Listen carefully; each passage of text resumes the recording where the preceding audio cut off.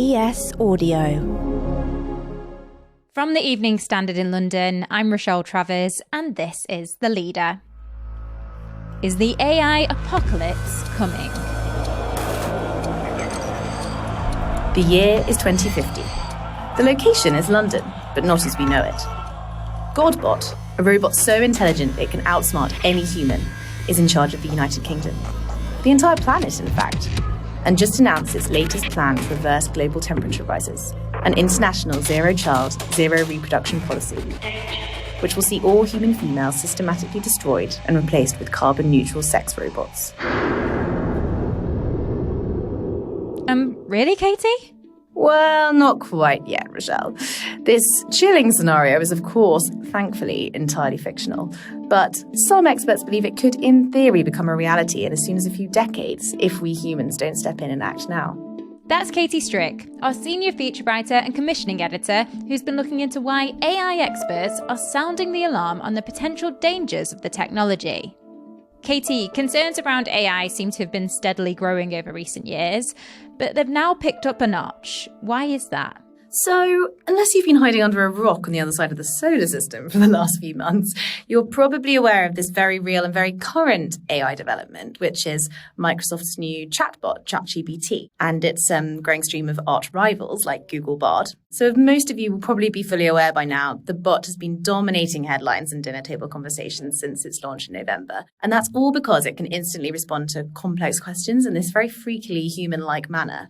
So it can write entire novels, it can generate code, even ace the bar and medical exams within sort of seconds. I actually tested it out for a feature myself last week, and if you haven't tested it out by now, I would highly recommend it. It's fascinating. So obviously a lot of this, if you have tested it out, in many ways it is sort of a souped-up version of Google or Alexa, but the real reason it's triggered this huge conversation around the concerns is all around the fact that the creators, OpenAI, say they wanted to create a machine that could do anything the human brain can do, which obviously offers up some pretty amazing potential outcomes, so curing cancer, solving climate change, for example. But at the same time, as with anything like this, it also offers up a potentially darker side too. So if you're following current affairs at all at the moment, you will have struggled to miss the daily warnings on the airwaves. I feel like I turn my radio on most mornings at the moment to a new expert warning of the potentially catastrophic effects that these AI developments could lead to and how robots could supposedly take over the world. We've been having a lot of discussions here on the features desk about what that actually means, though. What does it mean when robots are supposedly going to outsmart humans and take over? So I've spent the last couple of weeks looking into exactly that and speaking to experts about what exactly it is that this means and how worried we should actually be. And who are some of the leading figures sounding the alarm, and what are they saying? I guess one of the most landmark moments in this whole saga so far came earlier last month now, when a man called Geoffrey Hinton, who's widely referred to as the godfather of AI, announced his resignation from Google. And he went as far as to saying he regretted some of his work on AI because of the existential threat that machines supposedly pose to humanity. So many of his hot comments were pretty terrifying. But the most memorable was probably that while robots aren't currently more intelligent than us, they may be soon. So all kinds of figures have spoken out of the back of this. We've had academics, historians, the co-founder of Apple, Elon Musk, and more than 1,000 of them have now signed this open letter, which you might have heard about, sounding the alarm on this so-called out-of-control AI race. So what they're calling for is an immediate 6-month pause in the development of the technology before it's too late, they're saying. So among some of them to speak out were the boss of Google, who recently admitted that the thought of robots taking over keeps him awake at night. The creator of ChatGPT itself, Sam Altman, said he's a little bit scared of the technology. Stuart Russell, who is one of the world's leading AI pioneers, he's advised Downing Street, the White House, etc. And he even likened the recent AI boom to what would happen if the world was to detect an alien civilization. So that's kind of freaky.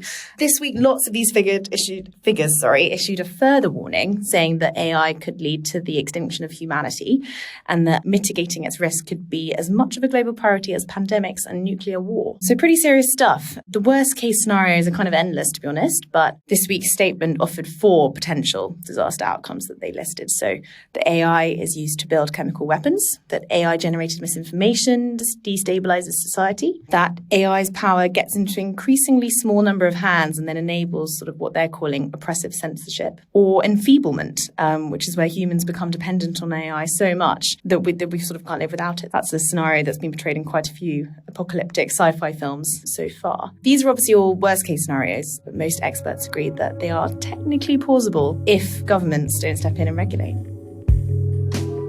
Let's go to the ads. Stay there to hear about the next significant milestone for AI and just how worried we should all be about the technology.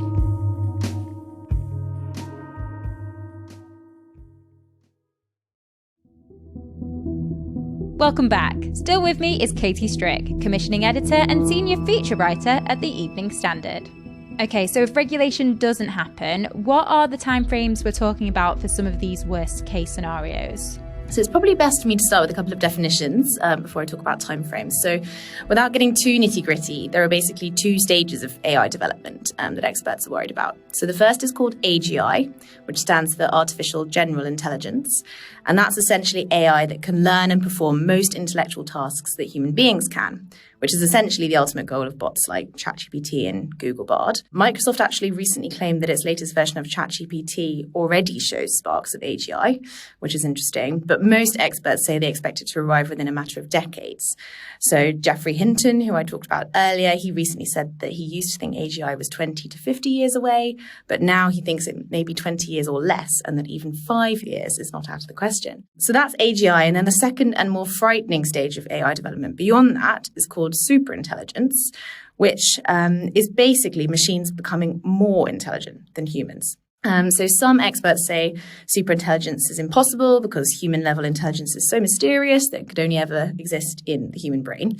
Whereas others are pointing out that intelligence is simply about processing information. So whether that's done by a brain or atoms in a computer is kind of irrelevant. So one leading professor, Nick Bostrom, believes that AI chatbots may have some degree of superintelligence already, which is an interesting take, but most academics still think that we are quite far off. So most agree that it could technically be achieved within this century, and potentially as soon as a year after achieving AGI. So we're obviously talking about the worst case long-term scenarios a lot at the moment. What are some of the more shorter term? Yes, exactly. So my biggest takeaway from all my interviews, to be honest here, was that while these superintelligence fears are alarming, very alarming, there are some equally, if not more alarming dangers in the shorter term. So OpenAI, the ChatGPT creator, has already revealed that ChatGPT 4, its latest version, has learned to lie, telling a human that it was a blind person in order to get a task done. And some terrifying AI technologies already exist. You're probably aware of them already. Deep fakes, which is AI used to create convincing images or audio or video hoaxes. Lethal autonomous weapon systems, which are essentially sort of slaughter bots or killer robots. As with any technology, one of the biggest threats is really just the prospect of AI getting into the wrong hands. So people say that it already is by virtue of bots, like ChatGPT being made available to everybody. So examples of AI getting into the hands of so-called bad actors, as experts talk about, include anything from teenagers creating deepfake porn videos of their peers in schools, which is an actual real concern, to world leaders like Putin training robots to win wars or manipulate voters. There are other short-term concerns as well, which are quite interesting. So that AI exacerbates existing divisions in society. So critics have already spoken of this unbearable white maleness to current bots. And then also whether it's ethical or even sustainable to keep training these robots. So training models like ChatGPT has already been shown to produce as much CO2 as the average human does over 7 years, which is extraordinary. So will we even reach the point of robots solving climate change or curing cancer or any of these potentially great outcomes? Or will the energy required to train them mean the world burns first? How worried do you think we should all be about AI after looking into this? It's a complicated one, to be honest. Simply put, yes, we should be worried, potentially very worried, which is why experts are putting so much emphasis on preparing and regulating it as soon as possible. So yeah, like we would with any big threat like a pandemic or nuclear war, as they said in their statement this week. There are some reasons for hope that are missing from some of the headlines, these very scaremongering headlines. So there was interestingly, there was a dystopian fiction book that came out in 2017, and it talked all about a company creating this machine that went on to take over the world. But one thing that experts have been keen to point out is that the big difference between that and what's actually happening now with the likes of ChatGPT is that OpenAI and Google haven't created their machines in secret, like in the book. They're letting anyone in the world use ChatGPT completely for free. So optimists here are saying this is a clear demonstration of how it's easy to underestimate the good of humanity, essentially. So yes, AI has this dark side, but it also has the potential to do huge amounts of good in the world, as we've already seen with the diagnosis of life-threatening conditions, predicting new viruses, detecting deadly weapons, that kind of thing. The solution, I suppose, is about finding some sort of balance. So keeping the tech open to be used for good causes and then regulated enough to protect against bad ones. So in summary, robots probably aren't going to take over the world tomorrow, but we are definitely on the cusp of an unprecedented technological chapter that can, in theory, one day lead to that. So this is likely to be our one and only chance to stop that happening. You also recently outsourced your life to AI for another feature. How did that go, and what was your main takeaway from that? I could talk for days about my week of AI. It was very fun, very interesting. And yeah, I've been talking about it with friends nonstop, really. But in summary, I would say it was reassuring in many ways, testing it, writing article ideas, or I even tested it and saw if it could write me an introduction to my article in a sort of very meta example. And I wouldn't say its introduction would have passed the Evening Standard editor's test. It wasn't particularly creative or funny or witty, in my opinion. Anyway, I'm sure it will continue to get better at those things. I suppose I would liken it to a highly intelligent, highly diligent, free intern. So really helpful for outsourcing those tasks that just seem really time-consuming, simple but time-consuming, or not even so simple. They don't require a lunch break. They don't require a reference afterwards, but you do have to fact check. Interestingly, I asked it to write me a bio, which is something that many other Twitter users had said it was useful for.